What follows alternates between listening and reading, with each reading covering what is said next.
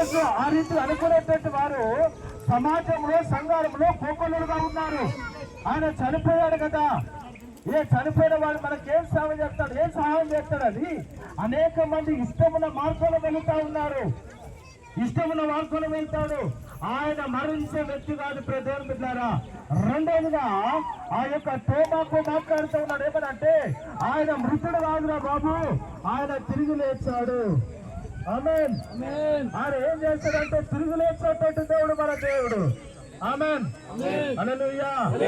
ఆయన తిరిగి లేచాడని కనుక నువ్వు నమ్మితే నీ యొక్క గృహంలో, నీ ఇంట్లో, నీ గుమ్మానికి కానీ, ఇంట్లో కానీ, బయట కానీ, ఆఫీస్లో కానీ ఏముండాలో తెలుసా? దేవుని వాక్యం మాత్రమే ఉండాలి. ఆమె హల్లెలూయా.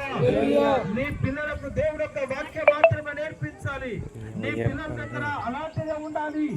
ఏదో నా పిల్లలు కాపాడుతుందని